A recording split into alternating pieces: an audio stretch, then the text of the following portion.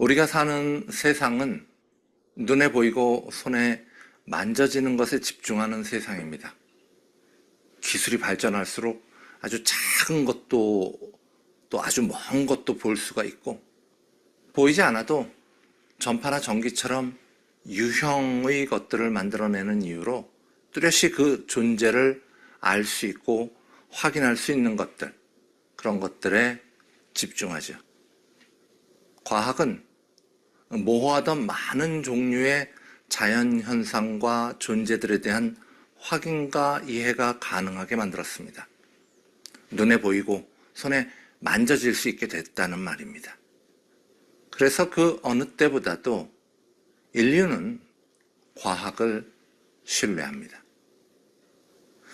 하지만 우리가 믿는 하나님은 그리 쉽게 볼 수가 없죠. 세상을 떠난 우리의 사랑하는 사람들의 영도 볼 수가 없습니다. 그리고 또한 우리가 쉽게 볼 수 없는 존재들이 있죠. 천사, 사탄, 마귀, 그리고 귀신들까지. 과학을 신앙처럼 신뢰하는 사람들이라면 그런 거 다 없어. 그냥 연약한 인간들이 만들어낸 거야. 모두 가상적인 존재야. 그냥 두려움이 그런 존재를 지어낸 거야. 무지한 인간들이 그 모든 것을 상상해낸 거야. 이래버리면 그만이겠지만 성령님의 도우심으로 믿음을 가져서 하나님의 존재를 확신하는 우리들, 하나님의 역사하심과 영생에 대한 하나님의 약속을 믿는 우리들, 성령님의 임재하심과 사탄의 역사와 천사의 존재를 믿는 우리들은 이 모든 보이지 않는 것들의 존재를 부정하지 않습니다. 오늘 우리가 함께 보실 본문에서는 바로 이 보이지 않는 존재 중에 하나인 사탄에 대한 이야기가 나오고 있습니다. 데살로니가전서 2장 17절에서 18절의 말씀이죠. 형제들아, 우리가 잠시 너희를 떠난 것은 얼굴이요 마음은 아니니 너희 얼굴을 보기를 열정으로 더욱 힘썼노라. 그러므로 나 바울은 한 번, 두 번 너희에게 가고자 하였으나 사탄이 우리를 막았도다. 요즘이야 사람 간의 소통이 너무나도 편한 세상이어서 이게 아주 멀리 떨어져 있어도 몇 시간씩 통화도 가능하고, 지금 저희처럼 이렇게 멀리 떨어져 있어도 함께 예배도 보고 또 원하면 영상 통화도 가능하고, 그렇지만 2000년 전의 세상 정말 비슷하지도 않았겠죠. 떨어져 있으면 살았는지 죽었는지 생사도 알 수 없는 세상. 바울은 자신의 생명과도 같은, 자신의 자녀와도 같은, 자신의 형제와도 같은, 자신으로 인해서 복음을 전해 듣고 교회로 모인 그들에 대해 늘 보고 싶고 소식이 궁금하고 기회가 되면 가서 만나볼 생각이 간절하고 그랬습니다. 이 헤어진 연인들이 마음속으로 지워버리는 것처럼 떨어지면 마음속에서 사라지는 것이 아니라 몸이야 헤어지기는 했지만 언제나 그리워하며 다시 만나기를 갈망한 이유로 바울은 너희를 떠난 것은 얼굴이요 마음은 아니라고 말하고 있는 것입니다. 내 마음은 거기 있다는 말을 하고 있는 거죠. 빈 인사치레나 했을리 만무한 바울의 성향을 생각한다면 이 바울이 얼마나 다시 데살로니가 교회를 방문하고 싶어 했는지 이 구절을 통해 잘 알 수 있습니다. 보고 싶은 사람들이 있잖아요. 안 보면 궁금한 사람들이 있죠. 유모가 자기 자녀를 사랑하듯 절절한 사랑을 가지고 있던 바울이 그 사랑하는 데살로니가 교회 성도들을 다시 만나고 싶어 한 건 너무나도 당연한 일인 거죠. 저는 우리 교회가 성도들 서로를 위하여 많이 기도하는 그런 교회가 되었으면 좋겠다는 소망이 있습니다. 그런데 서로를 위해 기도하기 위해서는요, 먼저 서로 사랑해야 합니다. 그래야 그 사람에 대해 관심이 가고, 그래야 그 사람 이름을 부르면서 하나님께 간구할 수가 있는 거죠. 보고 싶고 관심이 가고 사랑해야 진정 그 사람을 위해 기도할 수 있다는 거예요. 이 사랑이 없는데 누구를 위해 기도해 줄 수 있습니까? 사랑이 없다면 기도를 한들 그 기도가 무슨 진실성을 가지고 있겠습니까? 성도라면, 사랑한다면 당연히 서로를 위해 기도하게 됩니다. 이제는 소천하고 없는 제 아내와 제가 자주 했던 일들 중 하나는 우리 좋은 친구 교회 성도분들 한 분 한 분의 이름을 부르면서 기도하는 일이었는데요. 이 기도 자체보다 어려운 일은요, 먼저 사랑하는 마음으로 그 한 분 한 분에 대한 관심을 갖는 일이었어요. 이 사랑하는 마음이 없다면 누군가를 위하여 일부러 시간을 내어 기도한다는 것은 가능한 일이 아니었기 때문입니다. 어쩌다 한 번이 하겠죠. 그러나 계속은 안 됩니다. 해보면 압니다. 이게 무슨 말씀인가 하면요, 바울이 지금 나 여러분들 보고 싶어, 나 여러분들 사랑해요 하는 이 말은 나 여러분들을 위해 기도하고 있습니다. 나 여러분들과 하나님에 대해서 더 많은 것을 나누고 싶습니다. 이런 마음과 연결되어 있다는 이야기를 하고 있는 거예요. 왜 그럴까요? 그것은 가장 귀한 것을 가장 사랑하는 사람과 나누고 싶어 하는 것은 사람들의 당연한 마음이기 때문입니다. 그런데 기도야 떨어져 있어도 서로를 위해 할 수 있지만 평생을 나누어도 부족할 하나님에 관한 이야기, 하나님이 주신 약속에 관한 이야기는 당시로서는 만나야 가능한 일이었겠죠. 그러게 바울이 데살로니가 교회로 돌아가는 일은 그저 잘 아는 친구가 놀러 오는 일이 아니라 하나님의 말씀이 더 크게 역사하는, 교회를 더 굳게 세우는 복된 미션, 생명을 살리는 사역이었던 겁니다. 그렇게 중요한 일이었기에 사탄이 이 일을 막는 거예요. 교회가 화목하는 일 누가 막습니까? 사탄이 막습니다. 교회가 성장하는 일 누가 막습니까? 사탄이 막습니다. 생명을 살리는 일 누가 막습니까? 사탄이 막고요. 현실적으로는 그 사탄에게 잡힌 자들이 앞장서서 막습니다. 바울은 하나님의 일을 위하여 데살로니가 교회로 가고자 하였지만 사탄이 우리를 막았도다라고 말하고 있습니다. 그런데 우리는 사도 바울이 복음전도 사역을 위하여 아시아에서 말씀을 전하려 했는데 하나님께서 그 길을 막으시는 내용을 잘 알고 있습니다. 사도행전 16장 6절에서 10절의 말씀이죠. 성령이 아시아에서 말씀을 전하지 못하게 하시거늘 그들이 부르기아와 갈라디아 땅으로 다녀가 무시아 앞에 이르러 비두니아로 가고자 했을 때 예수의 영이 허락하지 아니하시는지라. 무시아를 지나 드로아로 내려갔는데 밤에 환상이 바울에게 보이니 마케도냐 사람 하나가 서서 그에게 청하여 이르되 마케도냐로 건너와서 우리를 도우라 하거늘. 바울이 그 환상을 보았을 때 우리가 곧 마케도냐로 떠나기를 힘쓰니 인정함이러라. 원하는 바를 이루지 못하게 되었는데 하나는 하나님의 영, 성령님의 인도하심이고 다른 하나는 사탄의 방해 때문에 하지 못하였다고 말하고 있죠. 겉으로는 비슷해 보이는 일이 어떤 것은 성령님의 역사고 어떤 것은 사탄의 역사라는 말인 건데요. 우리에게는 이런 일이 없을까요? 원하는 일을 할 수 없게 되었을 때 이게 하나님이 막으시는 건지 아니면 사탄이 막는 일인지 여러분들은 항상 선명하게 구분이 되십니까? 바울은 이것을 어떻게 명확하게 구분지어 말하고 있을까요? 그래서 우리는 여기서 몇 가지 점들을 함께 생각해 보는 것이 좋을 것 같습니다.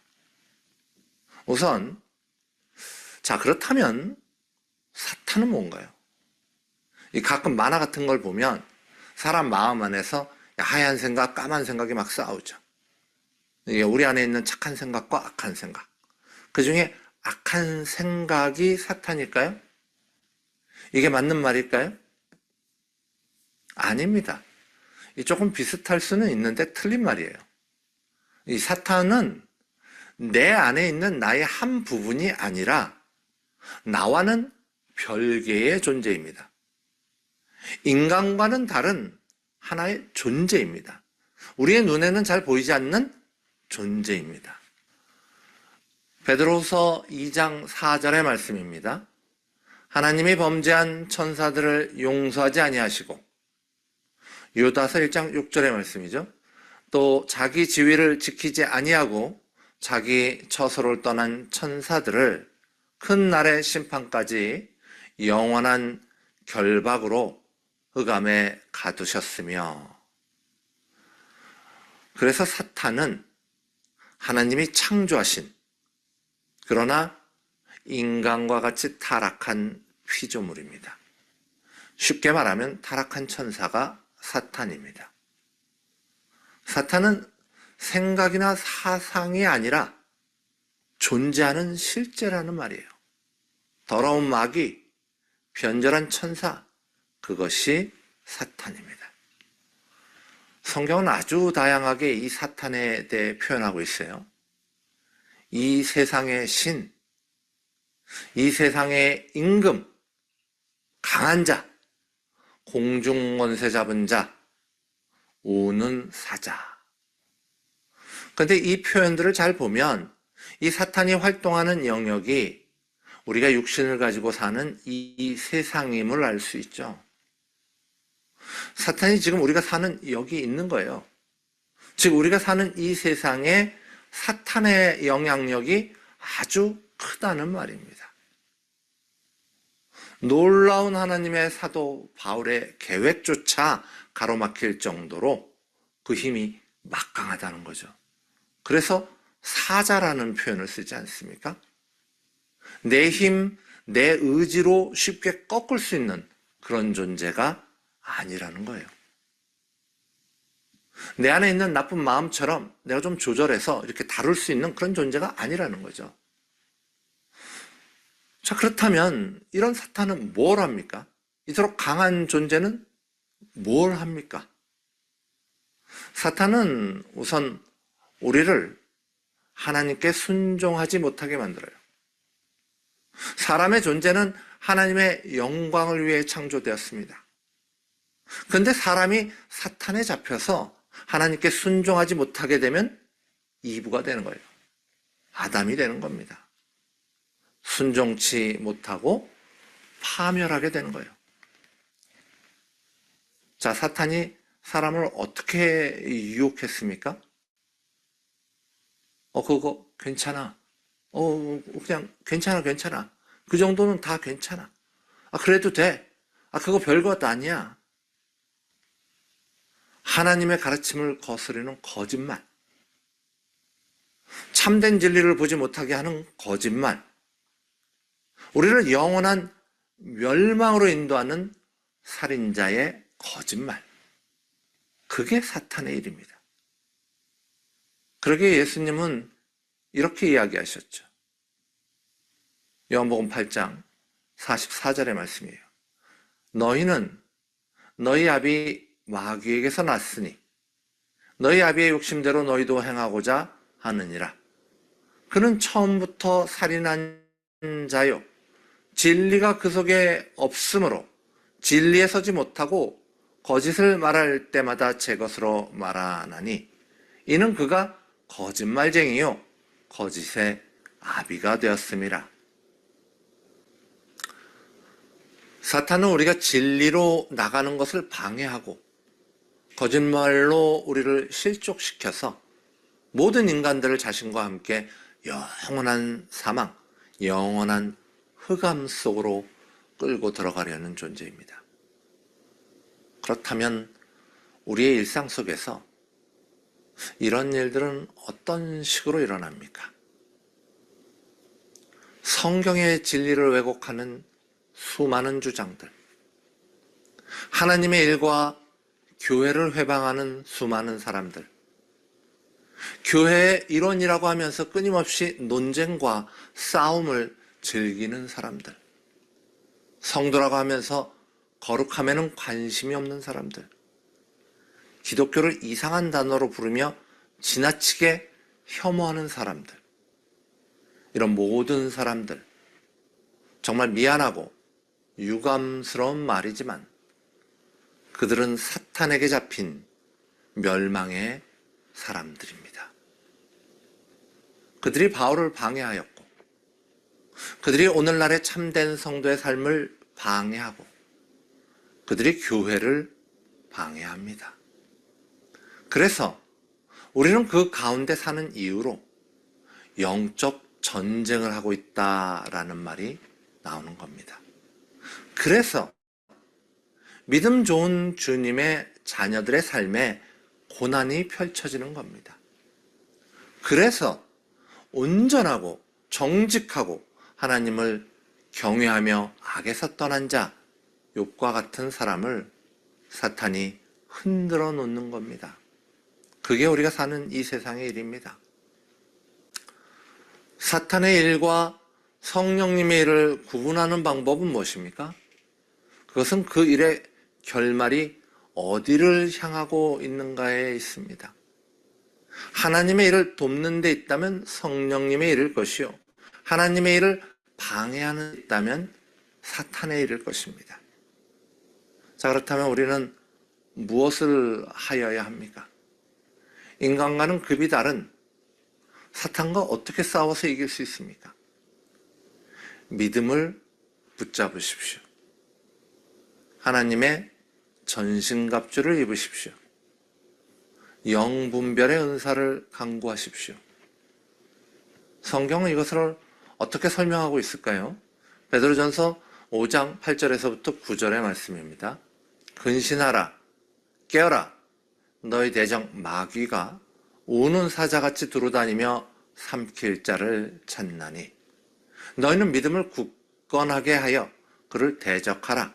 이 세상에 있는 너희 형제들도 동일한 고통을 당하는 줄을 알미라. 사탄을 이기기 위해서는 믿음 안에 굳게 서는 것이 필요하다는 말씀이죠. 또 성경은 이렇게 말하고 있습니다. 에베소서 6장 11절에서 12절의 말씀이에요. 마귀의 관계를 능히 대적하기 위하여 하나님의 전신갑주를 입으라.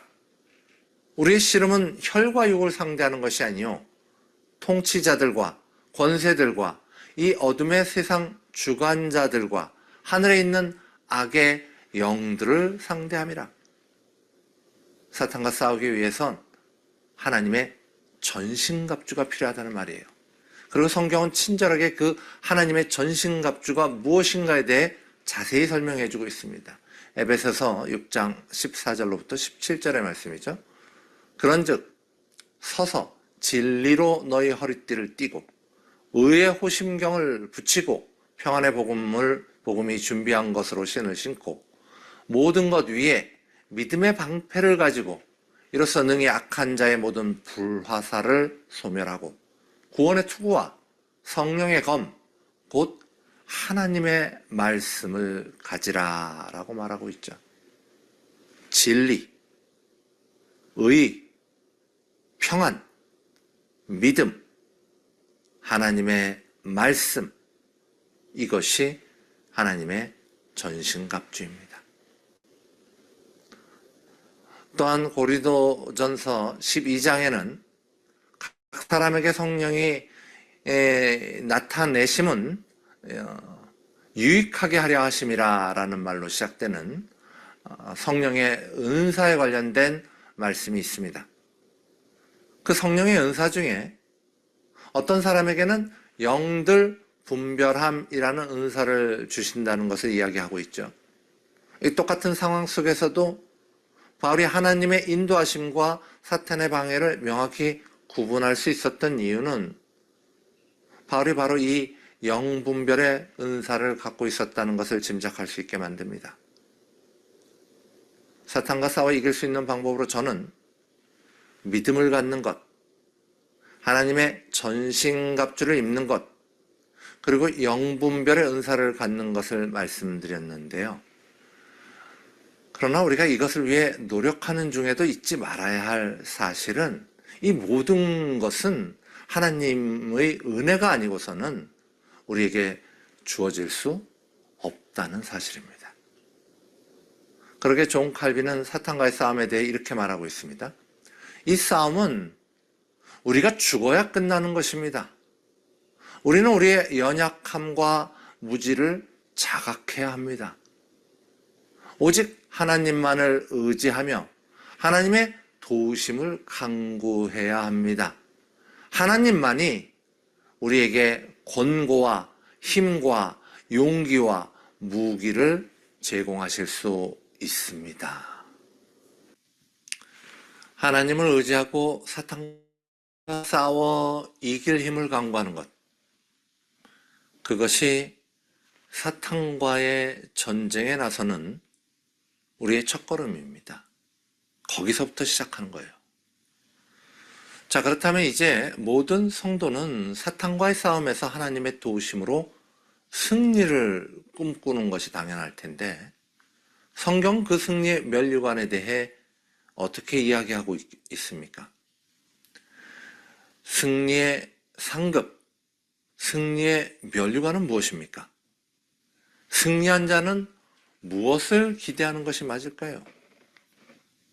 나는 이 세상에서 사탄과 싸우면서 이 싸움에서 이겨서 무엇을 얻으려고 하는 게 맞는 걸까요? 세상에서의 싸움은, 세상에서의 전쟁은 부와 영토를 얻으려고 하지요. 명예와 복락을 얻으려고 하죠. 안정과 풍요를 얻으려고 하죠. 그래서 싸우죠. 그런데 바울은 무엇을 얻으려고 한다고 말하고 있습니까? 바울이 말하는 승리의 면류관은 뭡니까? 데살로니가전서 2장 19절에서 20절의 말씀입니다. 우리의 소망이나 기쁨이나 자랑의 면류관이 무엇이냐? 그가 강림하실 때 우리 주 예수 앞에 너희가 아니냐? 너희는 우리의 영광이요 기쁨이라. 본문에 나와 있는 자랑의 면류관은요, 이 운동 경기의 우승자에게 주는 월계관입니다. 요즘 말로 말하면 금메달이죠. 이 올림픽 금메달. 자, 운동선수가 이 금메달을 따려면 얼마나 애를 써야 합니까? 정말 죽을 힘을 다해 애써야 하지 않습니까? 근데 바울한테 그 금메달은 전도받은 성도라는 거예요. 사탄과 죽을 힘을 다해 싸우는 이유가 누군가를 전도하기 위해서라는 겁니다. 누군가의 생명을 살리는 일에 죽을 힘을 다해 애쓰는 것. 그것이 바울의 인생이고, 그것이 바울의 기쁨이고, 그것이 바울의 면류관이라는 말입니다. 참 멋있지 않습니까? 우리도 그 기쁨, 그 면류관 소망해 볼 만하지 않겠습니까? 예수 다시 오실 그때 내가 전도한 사람들과 함께 춤추며 기뻐하는 모습 정말 아름답지 않겠습니까? 사랑하는 성도 여러분, 바울은 지금 무엇을 우리에게 전하고 있습니까? 성도가 믿음으로 사탄을 이겨서 얻어내는 기쁨과 영광이 세상 사람들이 생각하는 기쁨, 그리고 세상 사람들이 생각하는 영광과 다르지 않다면, 온 힘을 다하여, 죽을 힘을 다하여 사탄과 싸우는 이 전투의 결과물이 세상 사람들의 그것과 다르지 않다면, 성경에서 말하는 믿는 자가 항상 기뻐하라는 말이 세상에서 느끼는 쾌락의 수준과 다르지 않다면, 그것은 구분된 자의 삶을 이해하지 못하는 진정 어리석은 생각이라는 것을 사도 바울은 명확하게 보여주고 있는 것입니다. 사랑하는 좋은 친구교회 성도 여러분, 전도, 복음 전파를 그저 남의 일로 생각하지 마십시오. 교회를 세우는 일을 그저 덤덤하게 바라보지 마십시오. 생명을 살리는 일에 참여하는 것을 그저 가볍게 여기지 마십시오. 예수 믿고 다시 사는 이 성도의 삶, 그저 내 삶에만 집중하지 마십시오. 전도와 복음 전파와 교회를 세우고 생명을 살리는 일, 이 일을 나의 면류관으로 여겨서, 이 일을 내가 사탄과 싸워야 할 이유로 여겨서, 그래서 내가 가진 모든 힘을 쏟아붓는, 그래서 결국 다시 오실 예수를 바라보며 그때 자기의 면류관을 가지시는 그 큰 은혜가 여러분들의 삶 가운데 넘치시기를 간절히 소망합니다.